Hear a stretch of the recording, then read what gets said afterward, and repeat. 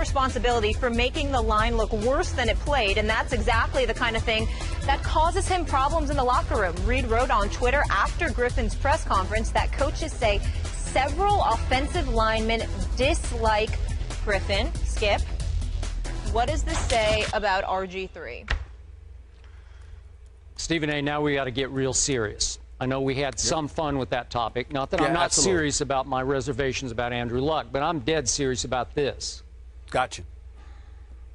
This tells me that Robert Griffin III is even in more trouble than I suspected he was in D.C.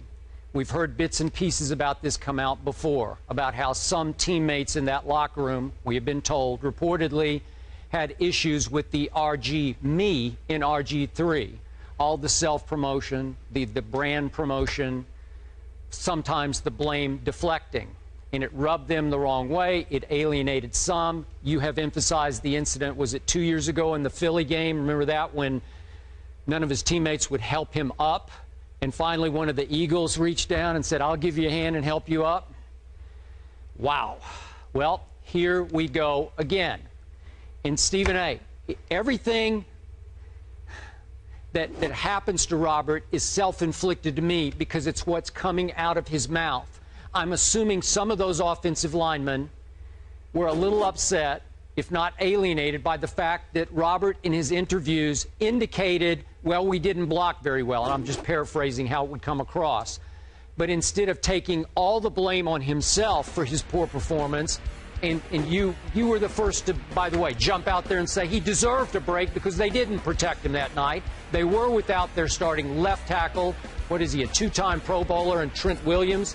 He came back to practice this week. I'm not sure if he's going to be able to play on a sprained foot, so that could put RG3 in jeopardy again, obviously, tomorrow night in Baltimore against those not in such a good mood Ravens at this point.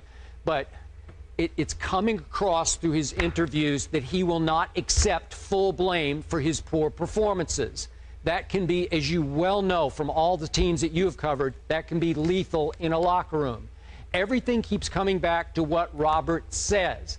I keep saying, stop talking.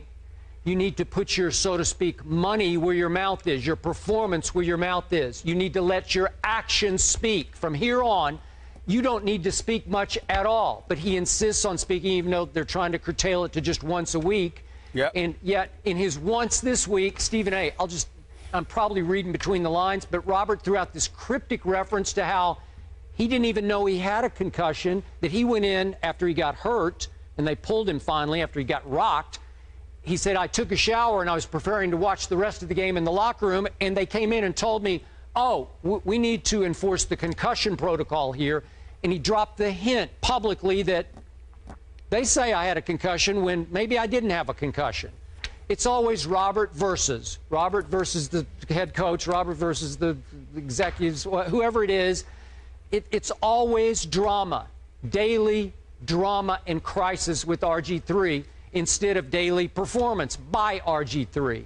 So, again, this is just another indication to our point yesterday, thanks to Joe Theismann, that tomorrow night in Baltimore is going to be the biggest game of Robert Griffin III's career.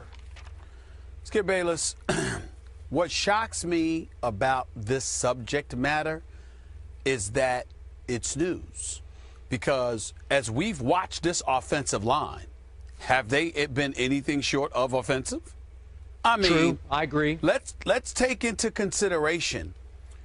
What I would say to you is that let's be careful about accusing them, however, of intentionally being negligent in their responsibilities.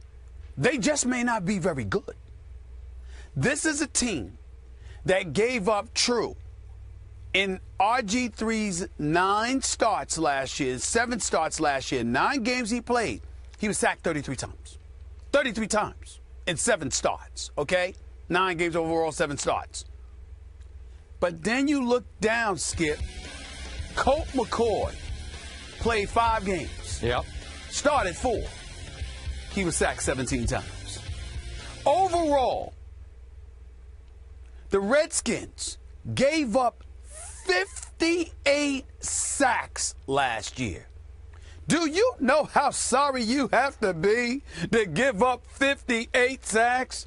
I don't care if the quarterback is holding on to the ball too long because he's shopping for Christmas presents, sitting there ordering Thanksgiving dinner to be catered, chilling out, calling his woman and saying, "What's up, baby? I miss you." I don't care what he's doing. 58 sacks? You know how bad you have to be to give up 58 sacks? I mean, Molly, can I get an amen? I mean, good Lord. Amen. 58 sacks? You've got to really stink up the joint to give up that many sacks. So again, that's right, be a witness. Amen. The point is this. If you're going to give up that many sacks, it's hard for me to say that, oh, you got an issue with RG3. You might just have an issue with doing your job because it's just too damn challenging because you clearly ain't good at it as a unit.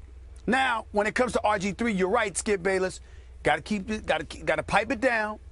Got to understand that when you are the quarterback and you are the leader, you got to take blame even when it ain't yours to take. That's right. Because that's what leaders do. That's right. He does have to understand that. Yep. He has to grow. He has to recognize that, look, people going to say stuff. You just got to eat it. You just got to take it. Yep. There's nothing you can do about it, period. I don't blame him one bit, Skip, for speaking up for himself when there are those who attack him personally, like personally lying about his character, lying about his actions off the field or something along those lines. That's different. No, you can't let that happen if you can avoid it. You got to speak up for yourself. But when it comes to issues on the football field, he's got to eat it. That's what he has to learn to do. But I don't think that we're in a position to accuse the offensive line of being, of messing up on purpose when it comes to RG3. They just stink. And we ain't talking about Trent Williams, of course, but he is a part of that line. But they just stink. They have to do a better job. It's that simple. Okay, I hear you, but I think we're together on this bottom line point. If you're the quarterback, you can't even suggest publicly that they stink. It Totally. won't fly in the locker room. It does you zero good to even suggest that they're not very good. So we have to take that into account. His best friends on the team should be his offensive line. He should be treating them to dinner. He should be inviting them over for dinner. He should be buying them watches. He should be Christmas shopping for them. Take care of those who take care of you. That's a cardinal rule in every facet of life. Yeah, even if they don't take care of you. That's right. And again, I'm going to reiterate my point. He was without his left tackle, who's pretty good, in Trent Williams. I'm not sure. It's unknown yet whether Trent will try to play tomorrow night. If he doesn't, RG3 might have another legit, valid excuse. But you can't make it after the game if you stink it up. That's the point. We agree. Yeah. We agree there. I know I'm Captain Obvious here, but the guy needs a change of scenery. I agree with that. RG3 versus everybody. That should be the T-shirt. Is that game on national TV Saturday? Do we know? Yeah, I think so. Saturday, 7:30. Okay. If it's not, I'm still gonna find it. Yes, we will find it. Not. I looked, but I could be wrong. We'll try against the Ravens. We'll all be watching that one. Moving on, though, Pittsburgh now has to deal with another suspension this season.